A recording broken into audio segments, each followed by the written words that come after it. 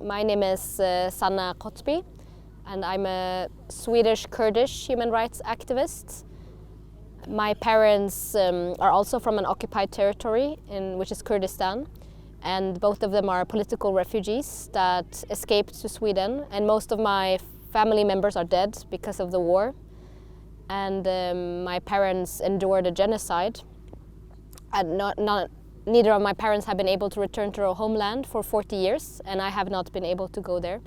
So the first time I visited the Sahrawi refugee camps, which was 3 years ago, and I talked to the Sahrawi community and the people, I really recognized a lot of the things that they were explaining to me. Of course, I didn't grow up in a refugee camp, but when they talked about how their grandparents and parents are talking about their homeland and they are reliving their homeland through the memories of their grandparents and parents without having seen it themselves, I could recognize a lot of that with my upbringing and how I always dreamt about going there, and my parents dreamt about going there, and how they would talk about things like bread, like if it was the most wonderful thing in the world, because it's like in your memory things become like paradise, you know, because you cannot go there yourself.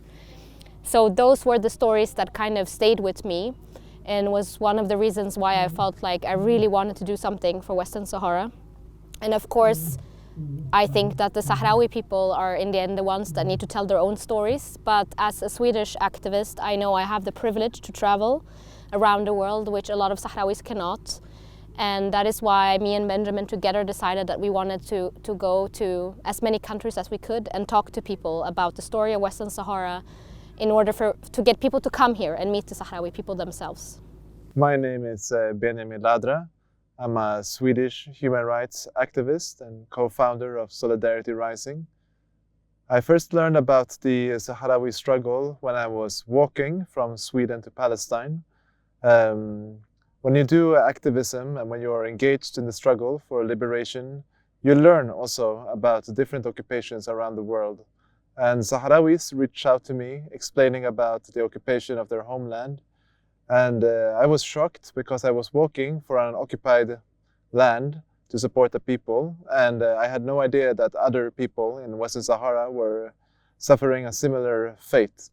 And I decided to visit the occupied territories of Western Sahara, where I spoke to many former political prisoners, activists, human rights defenders, and people who had endured torture, imprisonment, and the worst kind of abuse imaginable. I visited the refugee camps multiple times and spoke with the Sahrawi community. And when you meet the people of Western Sahara, you feel compelled to engage in the movement of solidarity, to support them in any way you can. And I know that one thing that I can do is to talk to people, to try and get them to also become activists and supporters. So together with Sanna, we decided that we should talk to a lot of people. We were wondering how to do that. We are not bikers, but we decided to take a bicycle anyway. Sanna learned how to bike just to do this trip that we did. And we went around the world, spoke to politicians and journalists, parliamentarians, people on the street, even children sometimes, to inform about Western Sahara in the hope that some of the people we spoke to would come here and meet the Sahrawi people and then start organizing themselves in their countries. I think the most difficult part with doing this bike tour around the world is the fact that so few people know about Western Sahara. So really, in most countries that we visited, there was no existing solidarity movement for Western Sahara, no NGOs or politicians or media outlets that were writing about the issue, and we had to start from zero, really zero, when we went to some of the countries, and it was quite challenging. We had to spend 24/7 every day writing emails, making phone calls, doing research about universities, professors, NGOs, any line we could find to talk to people about Western Sahara and introduce the issue. And you have to spend day after day for almost 3 years repeating the same thing again and again and again. I mean, of course, when people learn about it, they are very, very supportive. The problem is they don't know about it. And sometimes that makes you so extremely frustrated that how can people know this little? Even sometimes we would go to conferences about post-colonialism, and we would have these so-called experts on the colonial issues, and we would stand in a room filled with professors on Africa studies, Middle East studies, peace studies, and they didn't know anything about Western Sahara. So this was a lot of frustration that we had to work with and try to find hope and try to find things that would make us want to continue. And in the end, that's of course the Sahrawi people and the relationships that we have with them, and yeah, we continued even through this difficulty. It was of course very difficult to bike and face the physical challenges. I remember some of the mountains in Montenegro, they were very steep. Both me and Sanna had to get off our bikes, and my bike weighed 60 kilos. It had all of the luggage you need for 2 years of biking through both winter and summer. It was so heavy I couldn't push it up the mountain by myself, so I needed Sanna's help. So we would leave her bike, push my bike with 2 people for a bit, and then leave that and go down again the mountain to pick up her bike and walk with that, and repeat this process hour after hour. It was exhausting. And when we would arrive and put up our tent somewhere, then it was time to organize. We looked at the next city, we went on Google, tried to find any journalists that were there, sent emails, used Google Translate to try and communicate in a good way, whilst being so exhausted from biking, from walking, from the rain sometimes. It's been incredibly hard to try and organize and do supportive solidarity work whilst biking at the same time. I think honestly a lot of people would maybe have given up during this journey because there's a lot people don't know, even people who have followed our campaign, they don't know about certain things that happened these 2.5 years. The fact I had problems within my family with illness, I got an injury which was very extremely like painful, and there was a lot of challenges on the way. A lot of things happened that maybe on the outside it seems like, oh, how nice to travel around the world, but it was extremely challenging. And I think we're both very strong-willed people, and when I decide I want to do something, I don't quit. It's not on my list. Like, I never quit, especially when it comes to the issue that we're fighting for. I mean, we're not just bike tourists, we're human rights activists, and in the end what we have to remember is that when we fight for these issues like the occupation of Western Sahara, we have to think about the people who are living in the occupied territories, the people who are inside the Moroccan prisons and have been there for 20 years, some of them. And comparing our suffering to them, it's nothing. Like, of course, yeah, it's tough, but really, what is that compared to someone who has been, like, they're deprived of their freedom, deprived of their basic human rights, and who are feeling like no one cares about me, no one knows that I'm in this prison, no one knows my story. And that is what really has driven me, the thought of these people who are suffering and who are thinking that no one cares about them. And we want to show that that's not true, that a lot of people care about the Sahrawi cause. If they only knew about it, they would fight for the Sahrawi cause. And that the prisoners and the activists, they are not alone. People are standing with them. And for me, when I was tired and when I was hungry and when I was hurting, I always thought about these activists. The Sahrawi people have been struggling for 50 years against Moroccan occupation, and before that 100 years against Spanish occupation. So what is 2 years of our life compared to that? When we are biking, we always drew strength from the resilience of the Sahrawi people. As Sanna said, when you think about what they're going through and how they're struggling every single day, these 2 years is nothing compared to that. We couldn't survive a summer in the Sahrawi refugee camps, yet the people living there are surviving and fighting year after year through every single summer, over 50 degrees, sometimes over 60 degrees heat. It's unimaginable for us. So we just try to remember the strength of the Sahrawi people, and we draw strength from that. I think all activists, no matter which cause they're fighting for, have at some point, or very often, felt this sense of hopelessness, because of course we're living in a world where we always see things going backwards, and it's very difficult when you meet these kind of people who are not caring, or like they're choosing to shut off their emotions and even say that I choose not to read the news. I mean, that's a privilege, that you can just shut off and live your life while other people are suffering. And I think for me, the way that I survive is to remember all of the activists that have existed before me, and remember that a lot of the rights that I have today is because other people have fought for me. For example, just like as a woman, that I have the right to vote, or that we have drinking water, I don't know, all of these things, which a lot of people don't have. If other people hadn't chosen to continue fighting, I would not have my human rights today. So I have to remember this, that, you know, the life is not a linear where there is either failure at the end or we win. It's often wins and losses, and they come very regularly. And we have to celebrate when we win, and we have to, you know, cry together when we lose, but we have to continue. It's the only way. If we don't continue, no one else will continue. So I try to just remind myself of this, and when I'm old and I'm tired, my grandchildren or my children and other people will continue after me. Many of the activists we met, they were inspired to start their journeys just from a single conversation they had at some time in their life, either with some other activist or a Sahrawi person, a Palestinian, a Kurd, that told them about the injustice that they're facing, and that invited them to be a part of the struggle for a better world. And we know that just by having these conversations with people, we will inspire more people to also start that journey in their life where they become an active part in trying to create that world that they want to live in, and get out of the apathy. You create your hope by working.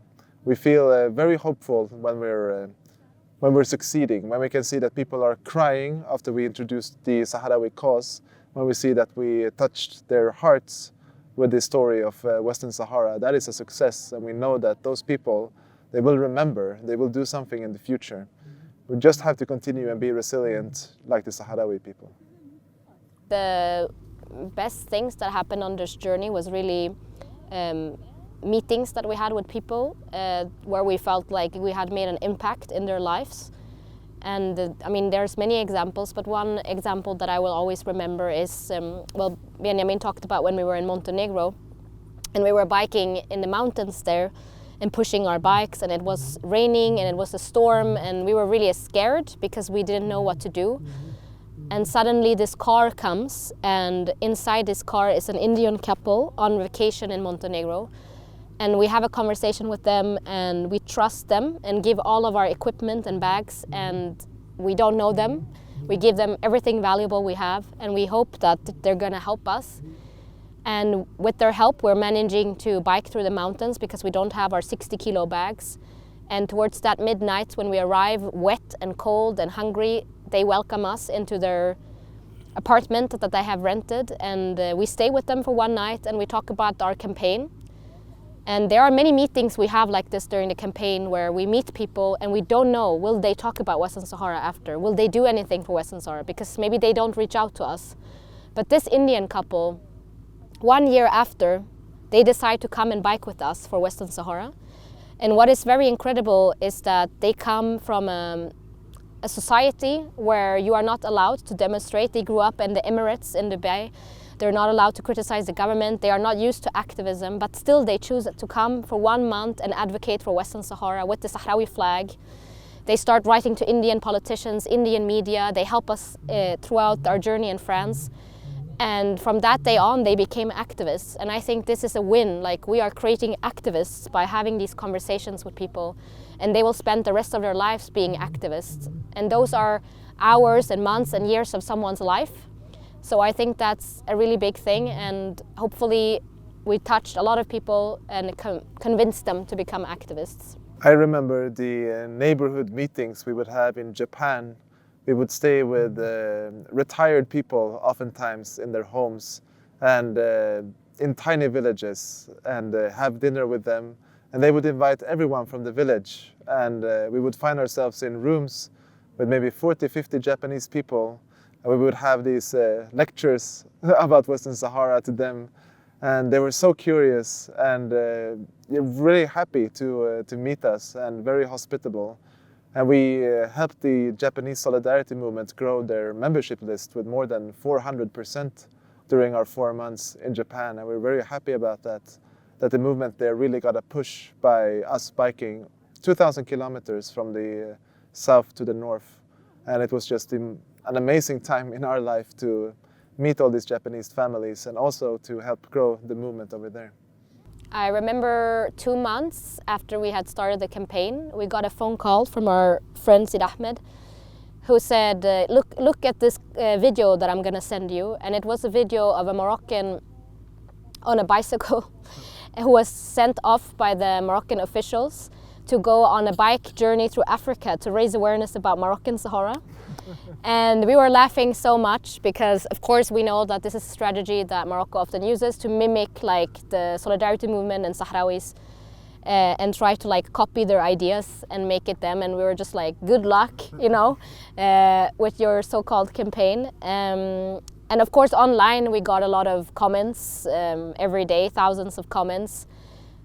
But I feel like in a way they're also ruining things for themselves, because very often we would find that when Moroccan people would write online about Western Sahara, they don't know anything. So as soon as other people step in and start discussing with them, the other people become interested in Western Sahara, because they're like, why are these Moroccans writing so many comments? What is happening? So they're actually drawing attention to the cause in a way, which kind of helped us online.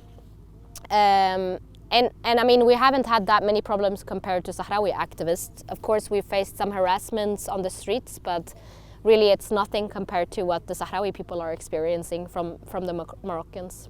I remember one time we did a university lecture in the Czech Republic, and we were staying with a couple, a Russian and a Ukrainian, good friends of ours. And during the lecture, there were 2 Moroccans there who started talking a lot, like trying to talk over us and silence us with their propaganda. And the Ukrainian guy stood up and he started shouting them down, like, you're talking exactly like the Russians are talking about us. And whenever people hear their arguments, they don't have arguments. They just have the force and the violence, which will never work in the end, because the Sahrawis have a just cause and nothing can beat that. My biggest takeaway is that as an individual, you can really achieve a lot if you just put enough time and dedicate yourself to a cause. And I think a lot of people want to maybe do things, but like as an activist, but they're afraid, or they think that it doesn't matter what I do because I'm not a politician, I don't have any power. And what we really want to show people is that that's not true. As individuals, we can do something. We can use our time to help and support important causes. And I hope that more people will realize that just a few hours a day is worth something. And there are so many campaigns that need the manpower. So yeah, I think that's my takeaway. My takeaway from the campaign is that you have to be relentless and never give up. And you have to always ask for help. You need to let people know what you need all the time. One example is in Indonesia. Our bike broke and we were fixing it by the side of the street. A nice man walks over with a couple of melons and we start talking. And of course we ask him if he has any journalist contacts, if he has any politician contacts. He knows a journalist. In the next city we have a media interview. And we ask that journalist, do you have more media contacts? You have to always build a network. You have to always, whoever you meet, let them know what is needed right now in your campaign for the movement, whatever it is.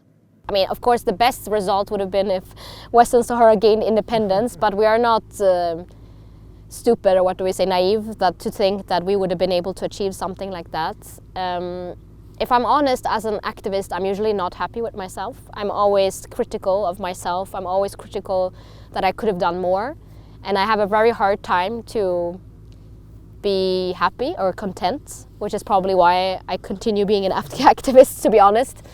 I mean, result-wise, yes, we did a lot. I think we gathered statistics that we did like over 300 media interviews. We did over 150 lectures about Western Sahara, and we talked to so many parliaments and city councils around the world. And of course, a lot of people, thousands of people were reached about Western Sahara, but we can never know for sure, like, are all of these people now activists? Are all of these people going to do campaigns for Western Sahara? We can only know some of these stories. And I think those stories matter. But I also think that we have to continue be critical of ourselves and never stop until we have achieved the change that we want to see. As an activist, to not lose hope, I find it more helpful to measure your efforts rather than your results. And we were relentless in our efforts. Every single day we tried to the very best of our ability. All our money, all our energy, all our creativity went into this project. And I'm very happy with that. And I think you have to see activism as a lifestyle, because if you measure your results and you have this big result as a world peace or end of global climate change or the liberation of Western Sahara, these results, you shouldn't think about them. You should think about, are you putting in the effort to push towards those goals? And if you are putting in the effort, you can be very happy and content with your life, I think. And now that the journey is over, after some rest, of course we have to start pushing again, because it is a lifestyle and it is a long journey that we hope we will see the end of in our lifetime. And if not, we have to teach our children to continue.